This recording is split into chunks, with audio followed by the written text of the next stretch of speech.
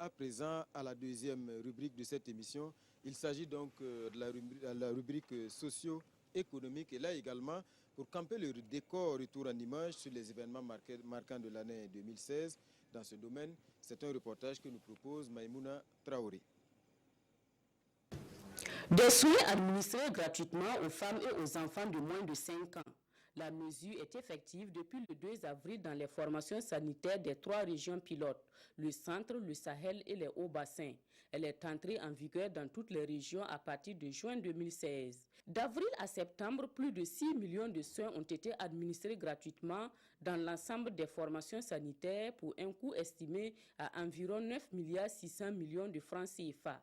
Pour le bien-être des populations, le président Roch-Marc Christian Kaboré et son gouvernement se sont engagés à assainir le cadre de vie des populations et à accroître considérablement l'offre en eau potable par la réalisation de forages, des adductions d'eau potable simplifiées et des latrines dans les 13 régions du Burkina Faso. C'est un programme d'envergure dénommé programme présidentiel dans sa composante eau et assainissement. D'un coût estimé à plus de 8 milliards de francs CFA, ce programme est entièrement financé par l'État. À la date du 30 octobre 2016, ce programme a atteint un taux d'exécution global de 71% en milieu rural et 79% en milieu urbain, pour permettre aux populations rurales d'évacuer facilement leur production et de leur garantir un meilleur accès aux centres socio-économiques de base. Le président du Faso, Roch-Marc Christian Kaboré, a lancé le projet de réalisation de 5000 km de pistes rurales dans les 13 régions du Burkina Faso. Pour sa première phase, les travaux vont concerner 1375 km de pistes. Dans le programme présidentiel, une place de choix est réservée à la réduction du taux de chômage des jeunes. Dans cette dynamique, le gouvernement a initié un vaste recrutement au profit des jeunes détenteurs d'un diplôme supérieur au bac pour servir en qualité d'enseignants pour le compte du ministère de l'Éducation nationale et de l'alphabétisation. Sur 4200 postes d'enseignants prévus pour 2016, 3519 ont été effectivement pourvus. Des enseignants qui ont rejoint leur poste depuis la rentrée d'octobre 2016. Pour un enseignement de qualité au Burkina Faso, le gouvernement a décidé de la normalisation des écoles sous paillotes par la construction d'infrastructures éducatives au profit des différents ordres d'enseignement, dont 160 au titre de l'année 2016. Voilà donc pour ce reportage de Maïmouna Traoré concernant donc la rubrique socio-économique, et c'est Ismaël Ouedraogo de la télévision Burkina Info qui va donc ouvrir les échanges. Alors Monsieur le Président, il se dit un peu partout, depuis que vous êtes arrivé au pouvoir, l'argent ne circule plus, les affaires ne bougent plus. On a l'impression que vous avez bien conquis le pouvoir, mais la gestion des affaires économiques, vous ne vous êtes pas beaucoup penché sur cette question. Qu'est-ce qui bloque le démarrage véritablement économique de Burkina Faso depuis pratiquement 1 an maintenant? Mais vous savez que nous sommes arrivés dans un contexte qui est assez difficile. La première des questions sur laquelle je voudrais insister, c'est que de plus en plus, on nous dit qu'ils sont arrivés, la dette intérieure n'est pas payée.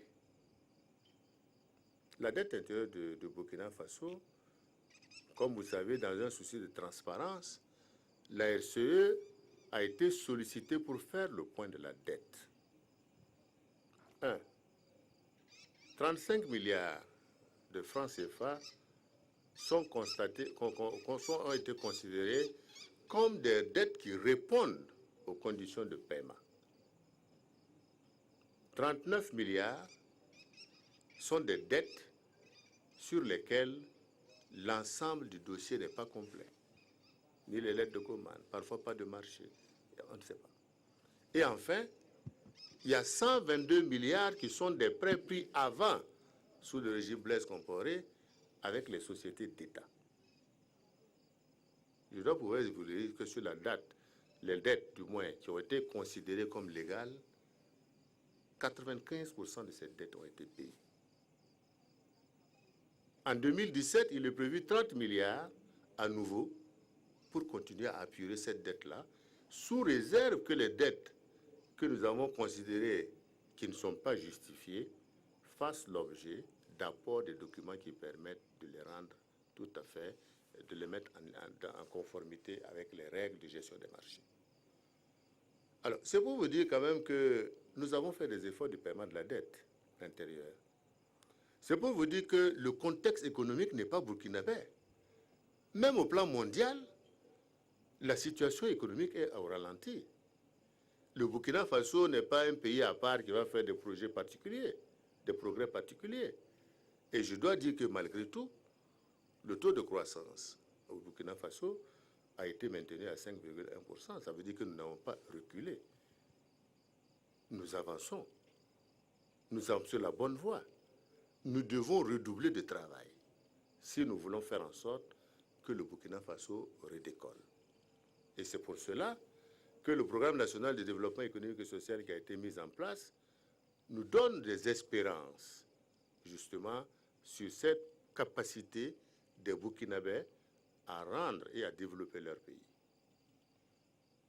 Je dois dire que nous battons ici en disant ça ne marche pas, ça ne va pas, mais quand nous discutons avec les partenaires, ils ont confiance au Burkina Faso. Donc, ce que je demande, mettons-nous au travail. Chacun a son poste de responsabilité. Et vous verrez que nous aurons de quoi faire pour relancer l'économie, pour faire en sorte que des partenaires privés arrivent, qu'ils investissent dans les PPP avec nous, et que également l'État puisse mobiliser les ressources avec nos partenaires traditionnels pour faire des investissements et développer l'économie nationale. Oui, alors, Bindou Ouba. Monsieur le Président, en un an, nous avons assisté à plusieurs revendications sociales de la part des différentes couches socio-professionnelles. Est-ce que vous ne pensez pas que votre péché originel a été d'avoir accédé aussi facilement aux revendications des magistrats, tout en oubliant les autres couches socio-professionnelles? Pour moi, ce n'est pas un péché originel. Je me suis expliqué plusieurs fois sur cette question. Lorsque nous sommes arrivés et que j'ai été élu, le constat était simple. Nous avons la loi 084, 81 du moins, excusez-moi, qui devait être mise en place. En 2016, cette loi devait coûter 39 milliards en ce qui concerne ses effets induits sur le budget de l'État. À l'époque, le gouvernement avait dit signé un accord pour la mise en œuvre en 2016. Le second dossier, la justice. Lié à la réforme de la justice, un engagement a été signé également par le gouvernement pour sa mise en place, la mise en œuvre en 2016. L'État est une continuité. Nous avons assumé nos responsabilités. Bien que, comme je vous l'ai dit, aucun copec, aucun franc n'était prévu dans le budget pour faire face à ces deux enjeux-là. C'est pourquoi j'ai dit, et je le répète, il y avait des bombettes dans l'air. Il fallait que nous diminuions la piste d'abord avant de pouvoir continuer. Si nous n'avions pas fait la mise en œuvre de la loi 081, nous ne serions pas là en train de discuter. Monsieur le Président, il y a quand même du 2 poids 2 mesures, puisque vous avez accepté de rencontrer les syndicats des magistrats, mais vous ne l'avez pas fait autant pour les autres couches socio-professionnelles. Non, mais vous savez, le problème, ce n'est pas que le président rencontre... je suis le garant de la justice. C'est à ce titre qu'ils ont demandé à me voir. Comme je dis, on est indépendant quand c'est nécessaire, mais quand on a besoin de choses, bon, on me dit que je suis le garant. Je suis d'accord, j'assume ma responsabilité. Mais je dois dire que l'instruction générale aux membres du gouvernement, c'est de rencontrer systématiquement, à chaque fois qu'il y a des questions, les syndicats, et que nous puissions aller à la discussion. Et c'est ce que nous avons demandé. Nous avons demandé à nos partenaires sociaux d'être dans la même dynamique que le gouvernement. Ça ne sert à rien de bloquer le travail, de ne pas engager, parce que tout ce que nous faisons a des conséquences sur nos résultats. C'est pour cela que je pense qu'en 2017, il faudrait qu'il y ait une grande réunion pour que nous puissions nous parler et savoir que l'amélioration des conditions de vie doit être une question progressive sous le mandat, fonction des résultats que nous apportons, fonction de nos engagements individuels et collectifs pour développer le Burkina Faso. Si on ne procède pas comme ça, c'est comme si vous posez un poulet et vous mettez 10 personnes de le manger, chacun tire une part, vous n'aurez plus rien. Et notre objectif n'est pas de détruire l'État. Il faut consolider. Et c'est à ça que nous appelons tous les acteurs de la vie politique nationale et tous les travailleurs de Burkina Faso. Alors, Monsieur le Président, le PNDS est un succès franc. Vous êtes revenu de Paris avec plus de 18 000 milliards. Bon, du moins, c'est de la monnaie scripturale. Ce n'est pas des cantines d'argent qu'on a entreposées derrière le bâtiment. Et derrière vous, bon, plus sérieusement, quand est-ce que le PNDS va être acté dans le concret et quand est-ce que vous pensez atteindre la vitesse de croisière? Ben, le PNDS est déjà en vitesse de croisière. On a déjà engagé en tout cas. Parce que vous savez que nous avons déjà signé des accords avec l'Union européenne au moment même où nous étions en train de discuter sur les 800 millions d'euros. Il y en a 200 qui ont été déjà signés déjà à la Convention. C'est pour dire que pour nous, il s'agit dès l'entame de l'année de janvier 2017 de poursuivre ce travail-là et de nous engager résolument dans la mise en œuvre du programme national de développement économique et social, qui va passer donc par nous-mêmes la définition de nos priorités, puisque nous avons un budget programme maintenant que nous mettons en œuvre, et qui va nous permettre de mobiliser les ressources nécessaires à cet investissement-là. Alors, Monsieur le Président, 18 000 milliards de francs CFA, et comme mon confrère le disait, ce sont des promesses. Alors, comment on s'assure au Burkina Faso de concrétiser vraiment toutes ces promesses-là? Parce que, bon, il est bien beau de parler de 18 000 milliards, mais tant qu'on ne les a pas dans les caisses, bon, c'est difficile véritablement de tabler là-dessus. Quelles sont les dispositions? Parce qu'on a parlé même de la capacité d'absorption du pays pour absorber ces 18 000 milliards, non plus en 5 ans, parce que le 2016 est déjà fini, mais maintenant en 4 ans. Alors, quelles sont les dispositions véritablement pour concrétiser cela? Je dois vous dire que la prétention n'est pas déjà de consommer 18 000 milliards. Même si nous voulons, nous ne pouvons pas le faire.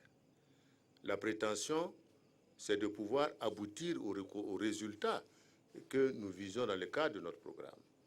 Et je pense que c'est un défi qui est lancé au gouvernement, mais à tous les travailleurs. C'est un défi collectif. Et c'est pourquoi les instructions ont été données pour que des structurations soient faites de manière à permettre justement que nous puissions suivre les bailleurs de fonds, nous puissions respecter les conditionnalités qui sont posées pour pouvoir décaisser rapidement, parce que chacun nous a dit, nous sommes pressés de décaisser. Donc la balle est dans votre camp. Et nous allons travailler justement à mériter cette confiance qu'on nous a donnée. Okay. Monsieur le Président du FASO, sur la question emploi jeune, on sait que le pays dispose aujourd'hui de plusieurs fonds. Et je crois que les premières datent de 1998. Mais quand on fait le bilan aujourd'hui, il est vraiment mitigé.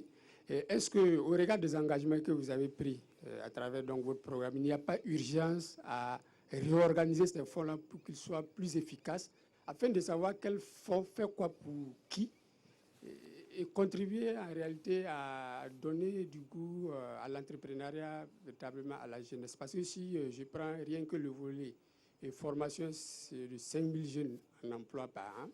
Je pense que ceux qui se sont inscrits depuis 2015 sont toujours en attente.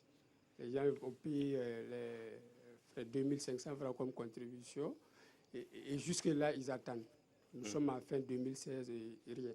Et le second volet de ma question, c'est le dernier programme qui vient d'être lancé, le programme d'insertion socio-professionnelle des jeunes, avec un objectif ambitieux, 13 500 emplois temporaires et permanents.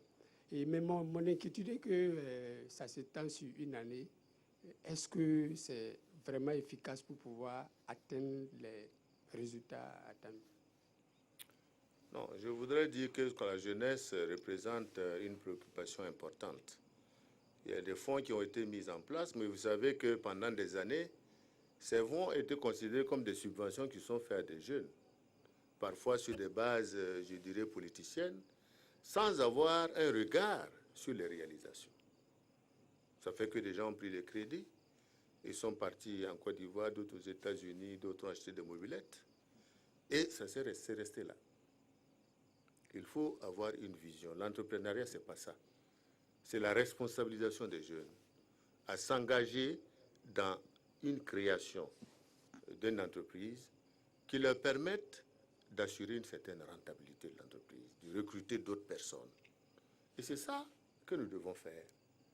Ça nécessite forcément de la formation, Ça nécessite forcément l'action des fonds de l'État, mais qui sont des actions résiduelles. Il faut que nous intéressions le secteur bancaire à pouvoir créer des guichets jeunes pour que les meilleurs projets de jeunes puissent être appuyés par le secteur bancaire, assurer un suivi, assurer une formation pour permettre de montrer des jeunes qui ont réussi dans leur vie par leur travail. Je pense également que nous devons mener la réflexion sur la question de la fiscalité. Qu'est-ce que nous pouvons faire pour encourager les jeunes justement à l'entrepreneuriat en faisant en sorte que les conditions qui leur permettent d'œuvrer à la création des entreprises soient moins difficiles, moins dures que la création d'une entreprise normale. Tout ça, c'est des questions sur lesquelles je pense également que nous devons mener la réflexion. Et nous avons également le fonds de garantie qu'il faut mettre en place pour les accompagner. Parce que quand vous allez à la banque, il faut forcément avoir une garantie pour pouvoir bénéficier d'un prêt.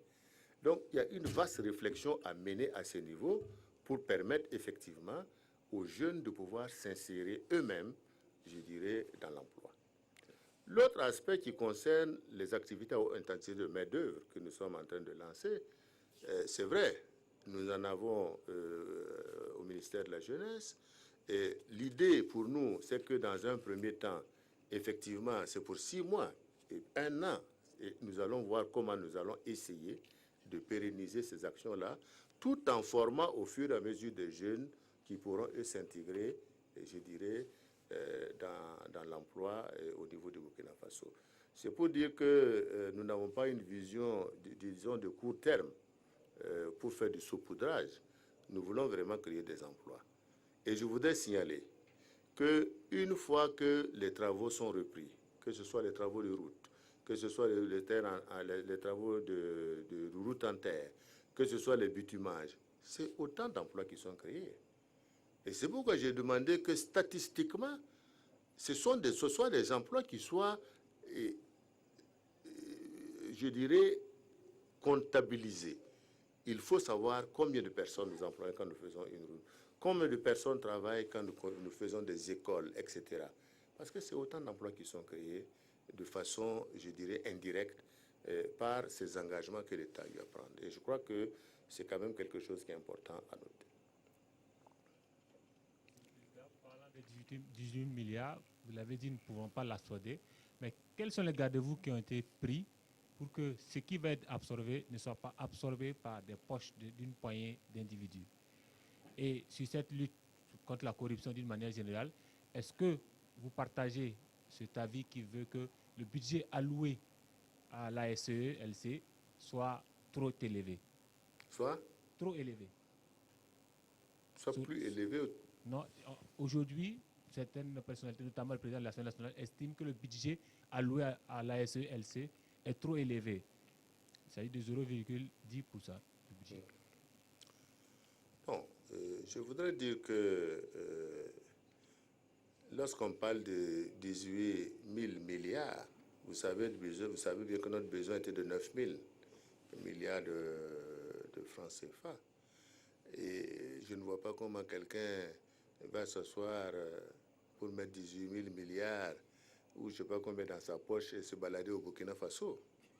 Et je crois que ce qu'il faut reconnaître simplement, nous devons assurer une transparence totale dans la gestion, dans la passation des marchés, dans toutes nos relations avec nos partenaires. Et ne vous en faites pas, nos partenaires également sont regardants sur ces questions. Et je dois pouvoir dire également que la société civile burkinabé, les journalistes sont alertes également sur ces questions. Tout ça, c'est des contrepoids qui sont de nature à faire en sorte que le Burkinabé sache que les choses ont changé et que désormais, rien ne pourra être caché à l'opinion. C'est un garde-fou déjà qui est là.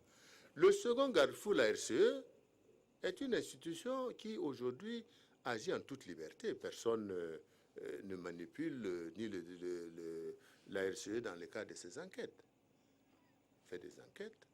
Ce sont des enquêtes qui sont rendues publiques. Et de ce point de vue-là, je pense que nous ne pouvons que saluer l'action de la RCE en termes de contrôle et de lutte contre la corruption. Et je crois que nous devons activer, consolider et renforcer justement cette lutte contre la corruption parce que c'est une évasion qui ralentit le développement de nos pays. Et pour ça, je pense que la RCA a bel et bien sa place, et autant que nous pourrions, parce que tout est une question budgétaire, comme je vous ai dit, tout est prioritaire. Et de ce point de vue-là, nous ne pouvons pas doter les institutions indéfiniment de moyens. Voilà. Simplice, Monsieur le Président du FASO, on sait que vous attachez du prix à la formation du capital humain. Les universités publiques aujourd'hui traversent des moments difficiles, des chevauchements d'années. Quelle solution vous comptez trouver pour en finir avec ces difficultés que les étudiants vivent de façon terrible sur les campus universitaires au Burkina? Vous savez, aujourd'hui, la question de l'université est une question difficile qui nécessite une discussion large. Je voudrais simplement dire que, pour notre part, l'université, déjà, le chevauchement des années qui est déjà une préoccupation centrale. Et comme vous l'avez vu en Conseil des ministres, nous avons dit qu'en octobre 2017 du moins, on doit avoir fini avec cette question-là. Ça a été l'objet d'une grande discussion entre le Premier ministre et les présidents d'université et les professeurs et l'ensemble des responsables. Et en tout cas, je dois pouvoir dire qu'un travail est fait d'arrache-pied pour essayer d'atteindre ces objectifs. Je crois que ça, c'est le premier problème que nous devons résoudre. La seconde question, c'est les questions de place même pour pouvoir étudier qualitativement à l'université. C'est pour cela que j'avais déjà dit lors d'une précédente rencontre qu'il était important que nous puissions doter nos universités d'une connexion Internet à haut débit et que nous puissions travailler à faire en sorte que nos étudiants puissent bénéficier de laptops pour pouvoir évidemment se connecter, pourquoi recevoir les cours, pourquoi pas suivre les cours dans une position beaucoup plus confortable que d'être dans une salle où une personne, vous êtes 4000, le professeur est à l'estrade là-bas et celui qui est derrière n'entend rien et ne voit rien. Donc je dois pouvoir dire que des efforts seront faits certainement au niveau des infrastructures pour améliorer, mais des efforts doivent être effectivement faits également sur la connectivité pour permettre d'améliorer, je dirais, la qualité du travail des étudiants. Et je dois dire que cet engagement est maintenu. Nous sommes dans des négociations avec des partenaires pour permettre d'acquérir ces laptops-là pour pouvoir avancer. Mais je dois noter que le problème que nous avons au niveau de l'éducation de façon générale sera lié également au taux de fertilité des Burkinabés. Plus nous avons d'enfants, plus nous avons des gens qui vont à l'école, plus nous allons avoir des contraintes au niveau de l'université. Donc il y a un double travail à faire qui est de travailler à sensibiliser les Burkinabés dans toutes leurs couches que l'enfant est un bien précieux et que nous devons veiller à son avenir et qu'il ne s'agit pas de faire pour des enfants. Parce que demain, il y aura un goulot d'étranglement et ce goulot d'étranglement, nous l'avons déjà. Vous savez qu'aujourd'hui, à l'université, c'est près de 70 000 étudiants. Dans l'année prochaine, vous en aurez 90 000 à 110 000, etc. Donc, c'est des préoccupations de moyen et long terme. Et sur deux problématiques, continuer à améliorer la qualité, faire en sorte que la formation à l'université corresponde aux besoins du marché en formant dans le domaine scientifique, dans le domaine à ce que ces étudiants qui sortent servent à leur pays, mais en même temps, nous devons travailler au planning familial, etc., pour permettre également d'assurer un certain freinage qui nous permette d'assurer l'avenir avec un peu plus de sérénité. Je crois que ça, c'est nécessaire. On n'a pas beaucoup de choix à la manœuvre. Enoch Kindo. Monsieur le Président, votre Premier ministre, Paul Kabatcheba, a annoncé le 5 février 2016 la réalisation des 10 amphithéâtres, justement, pour faire face aux besoins d'infrastructures dans les universités de Burkina. Au jour d'aujourd'hui, un an après, combien d'amphithéâtres ont été réalisés pour 2016? Je pense que les 10 amphithéâtres, ce n'était pas pour construire en une année, parce que vous savez que pour construire un amphithéâtre, on ne le fait même pas déjà en une année, parce qu'il faut déjà des plans. il faut les ressources financières et il faut plus d'1 an pour les construire. Bon, donc je pense que peut-être que dans les délais dans lesquels ça devait se faire, c'est peut-être sur les 5 ans et non sur l'année en cours.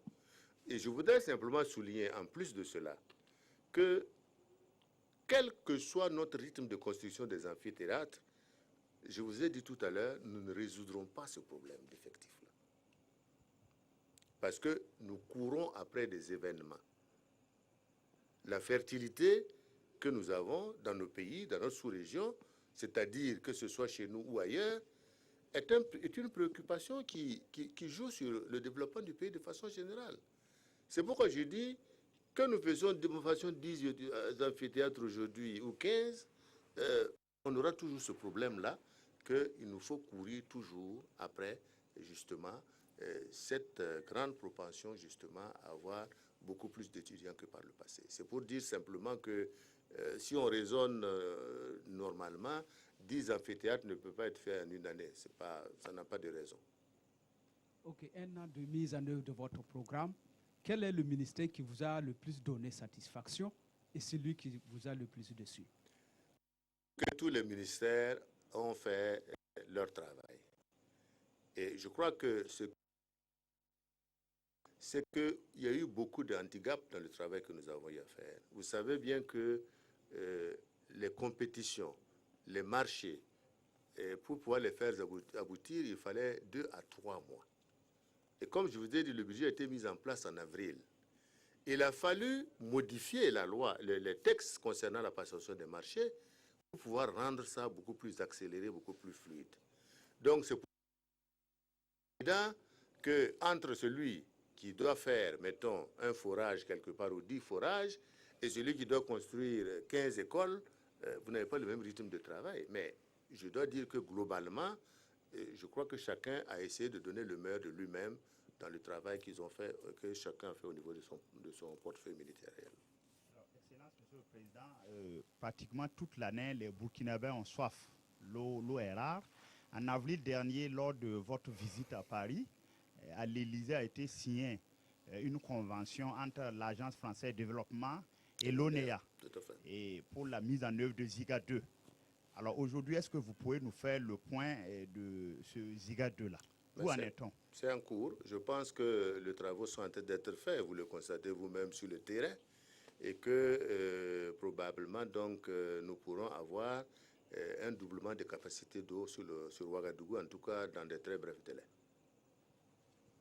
Monsieur le Président, peut-être pour boucler cette grande rubrique, oui, Ousseini Ilboudo, avant qu'on boucle. Sur un des problèmes majeurs que le gouvernement, en tout cas, a eu à gérer au cours de cette année, c'est la crise à la CAMEC. Elle traîne depuis longtemps. Alors, le Premier ministre avait promis de prendre ses responsabilités. Les audiences se suivent au palais de justice. Alors, aujourd'hui, où est-ce qu'on en est et comment est-ce qu'il faut sortir, en tout cas, vraiment, de cet imbroglio judiciaire et administratif? Nous allons, je pense, nous en sortir parce que, de toute façon, je crois qu'il nous faut arrêter toutes ces procédures qui, finalement, décrédibilisent globalement, je dirais, la CAMEG. Et je voudrais également dire que nous avons fait un certain nombre de concertations avec les partenaires également qui participent au financement de la CAMEG. Et nous avons abouti à des résultats et je crois que dès début janvier, nous vous tiendrons informés et nous sortirons définitivement de cette crise-là.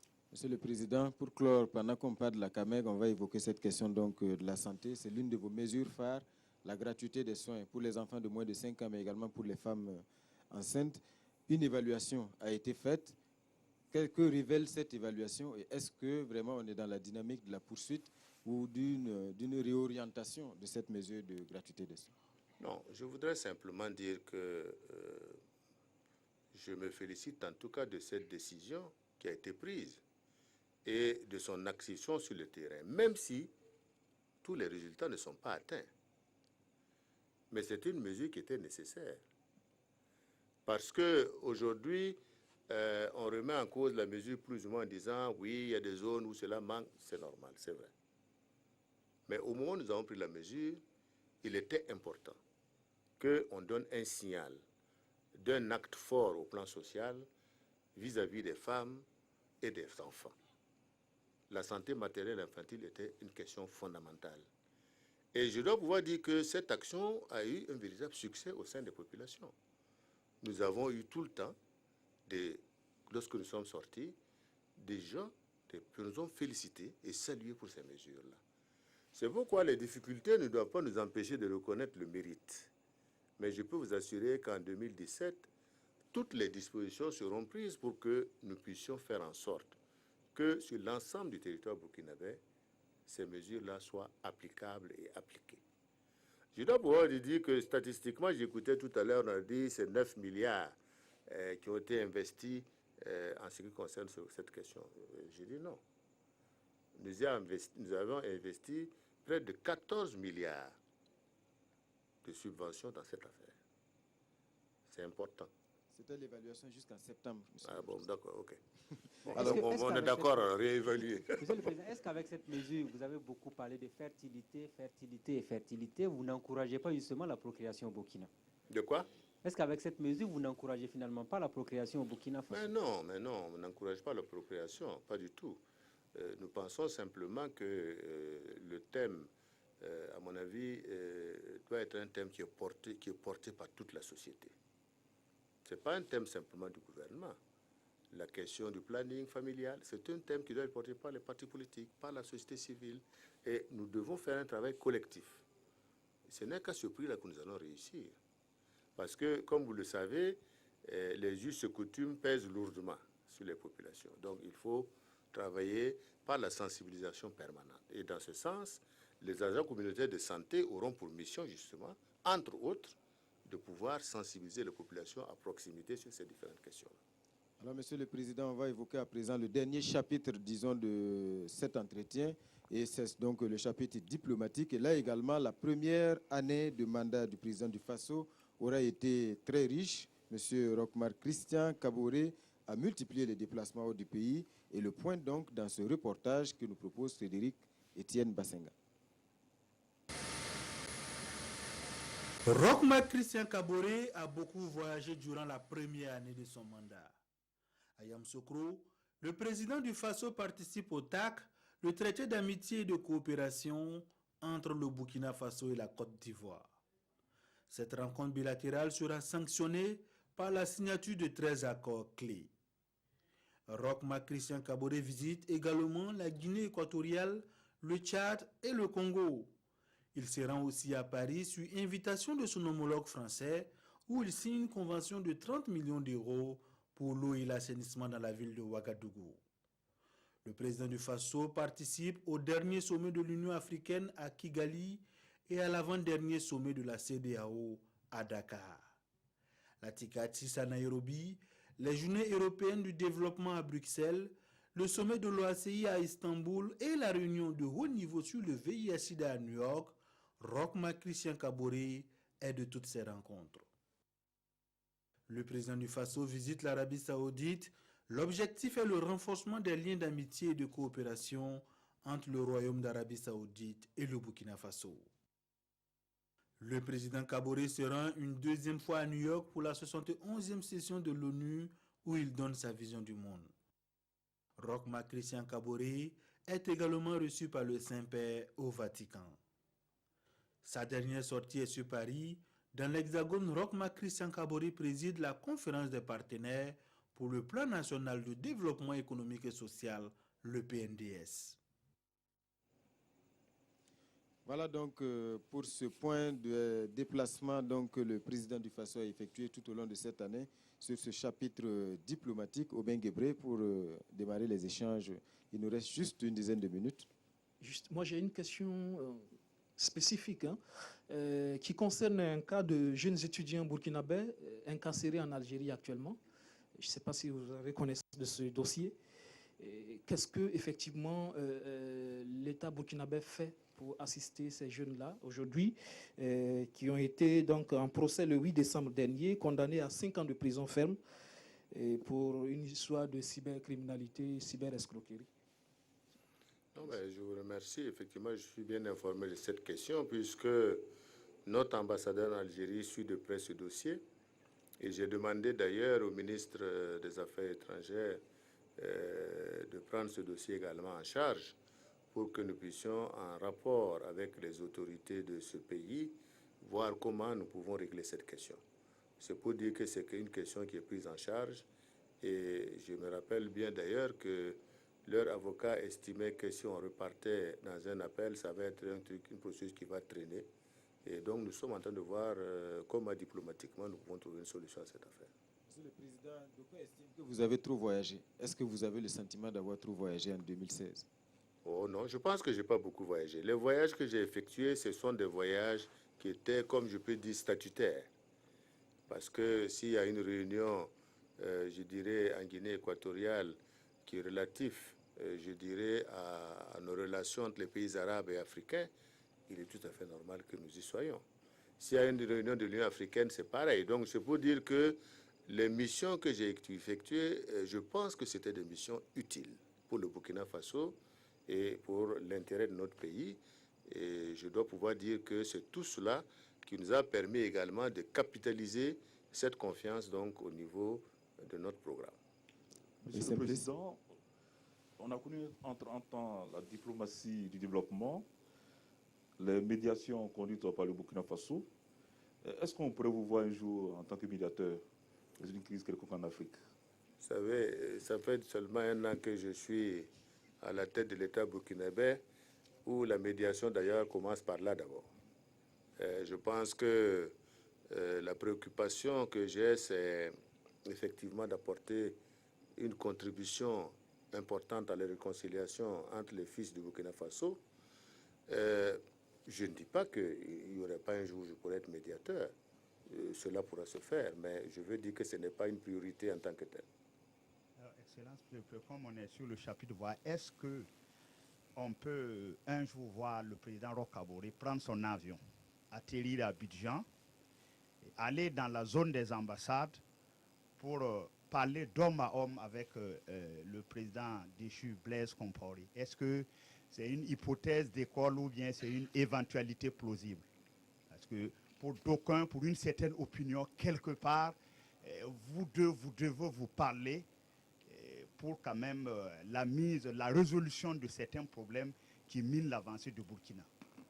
Non, je pense que si nous devons parler, c'est au Burkina Faso. Parce que c'est là qui est notre pays. Je ne vois pas, en tout cas, dans mes intentions, ni les plus proches, ni les plus éloignés, cette possibilité que vous avez posée. Je préfère être clair là-dessus. Non. C'est Oba. Monsieur le Président, vous parlez quand même de réconciliation nationale. Pourquoi ne pas un jour appeler Blaise Compaoré et échanger avec lui? La réconciliation nationale est une chose que nous devons, sur laquelle nous devons avancer. Mais il ne m'appartient pas, en tant que président du FASO, d'aller à Abidjan pour rencontrer Blaise Compaoré et discuter. J'estime que si le président Compaoré souhaite discuter de l'avenir de ce pays et participer à la réconciliation, la voie est bien connue. Je n'ai pas de problème à discuter, mais je considère que l'hypothèse qui est posée, prendre mon avion, aller à Abidjan, je dis ce n'est pas dans mes idées. Alors nous allons entamer, bon, si on peut dire le dernier volet, c'est le divers. La parole est qui veut la parole? Hyacinthe alors. Monsieur le Président, après l'insurrection, on s'attendait concrètement à une rupture avec votre mandat. Mais aujourd'hui, beaucoup pensent que nous sommes toujours dans la continuité. Quels sont les points concrets que vous pouvez, à l'heure du bilan de cette première année, brandir pour prouver qu'il y a bien une rupture? Je dois vous signaler d'abord que la... Ah, c'est pas fini, excusez-moi. Non, il y a un deuxième aspect, c'est sur le plan de la journée continue. Quel est le point aujourd'hui que vous faites de la journée continue appliquée dans l'administration publique burkinabé et quelles vont être les décisions futures sur cette question? Non, je voudrais dire que la rupture dont on parle n'est pas simplement une rupture au niveau gouvernemental, c'est une rupture au niveau des mentalités des Burkinabés de façon générale. Nous, on considère, le gouvernement, moi-même je considère que nous sommes dans la rupture. Parce que d'abord, nous considérons que l'intégrité, nous considérons que la transparence, nous considérons que la redevabilité, ce sont des notions qui sont ancrées dans notre fonctionnement quotidien. Contrairement aux autres, nous, on n'a pas d'état de grâce sur ces questions-là. C'est des engagements forts sur lesquels nous sommes. Et je voudrais vous rassurer que la rupture, c'est une question progressive. Et je voudrais simplement qu'on puisse nous apprécier sur les actes à venir que nous allons poser. Et je voudrais dire, pour qu'il y ait une véritable rupture, il faut qu'il soit au sommet et il soit à la base. L'incivisme, il faut qu'il y ait la rupture avec ça. Le respect des autorités et de l'autorité de façon générale, il faut qu'il y ait une rupture avec ça. L'oisiveté dans les ministères, il faut qu'il y ait des ruptures avec ça. Ce sont des réalités. Il est trop facile de s'asseoir et de dire, bon, il faut y avoir des ruptures. Mais nous, on doit rompre avec nos pratiques anciennes. Tant qu'il n'y a pas cette rupture, il n'y aura pas de rupture au Burkina Faso. Et c'est à cette rupture-là que j'invite tous les Burkinabés. Chacun à la place où il est. Chacun devant ses responsabilités. Et je crois que si nous faisons ça, nous aurons fait un bon qualitatif. Mais si on attend seulement une rupture au sommet et que les mêmes tares sont à la base, on ne pourra pas avancer. Je suis désolé. Ismaël. Monsieur le Président, toujours en... Pour la journée continue, on n'a pas encore fait un bilan sur la question. Vous l'avez soulevé. En son temps, nous pourrons apprécier quels sont les gains, quel est l'apport, est-ce que véritablement tout le monde respecte les horaires qui sont mis en place, est-ce qu'on a une rentabilité pour l'État. Bon, je pense que c'est des questions, effectivement, qu'il faut se poser. Ismaël. Monsieur le Président, toujours en divers, vous êtes arrivé au pouvoir, 1 an aujourd'hui, jour pour jour, beaucoup de problèmes, morosité économique, les corps loués au go, beaucoup de problèmes dans votre gouvernement. Est-ce que dans vos confidences intimes, vous dites aux gens souvent, franchement, si c'était ça la gestion du pouvoir d'État, je commence à avoir des regrets?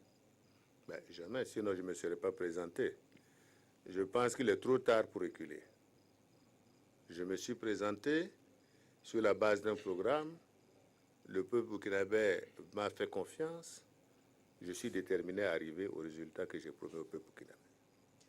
Monsieur le Président, quel est le cap que vous comptez donner pour la nouvelle année qui commence? Parce que c'est là aussi, pour les questions, quand on connaît les difficultés de 2016 par rapport à la gouvernance, les Burkinabés s'attendent à avoir déjà dès janvier des actes forts qui montrent qu'il y a véritablement cette volonté de prendre les choses en main.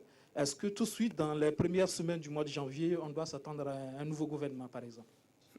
Je pense que le gouvernement n'est pas si d'engagement. Je pense que ce qui est important déjà, c'est que 2017, pour moi, doit être pris sous le prisme de l'organisation, de l'engagement collectif, de la compréhension que nous devons avoir tous, que c'est ensemble que nous allons construire le Burkina Faso. Il n'y a pas un gouvernement en face qui doit faire des miracles pendant que les autres travaillent à ne pas faire avancer le pays. C'est ensemble.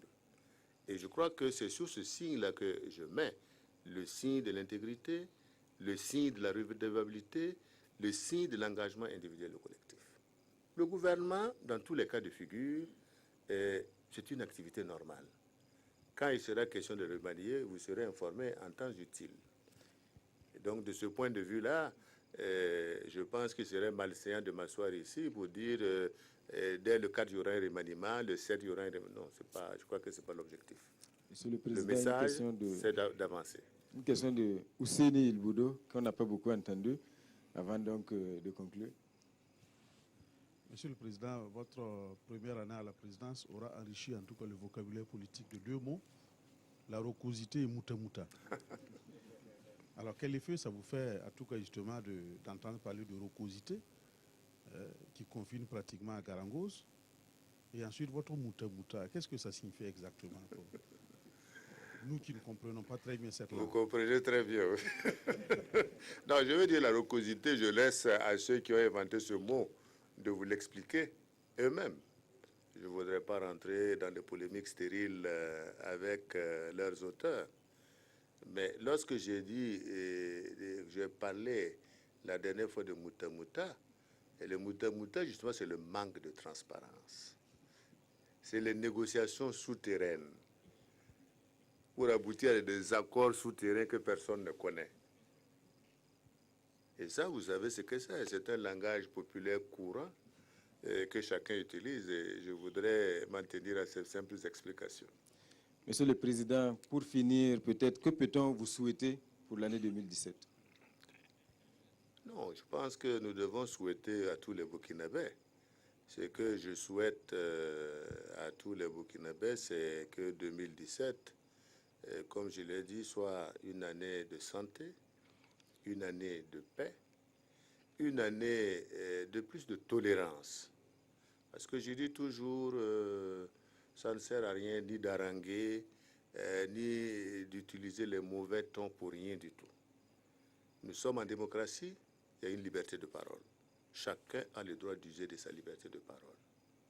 Mais ce que nous devons comprendre, c'est que c'est ensemble, je répète encore, c'est ensemble que nous allons construire le pays.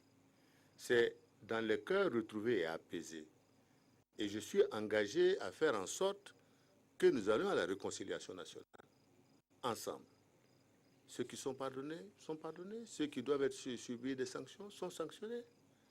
Mais comme j'ai dit, nous ne pourrons jamais enjamber l'impunité pour faire la réconciliation. Et là, la différence. On dit on ne veut pas la réconciliation parce que voilà, on veut faire des jugements. Non, on ne peut pas enjamber l'impunité. Ça a été le combat du peuple burkinabé. Donc pour moi, je souhaite que véritablement les Burkinabés se réunissent ensemble pour que nous puissions aller vers de plus grands succès en 2017 en faveur du peuple burkinabé.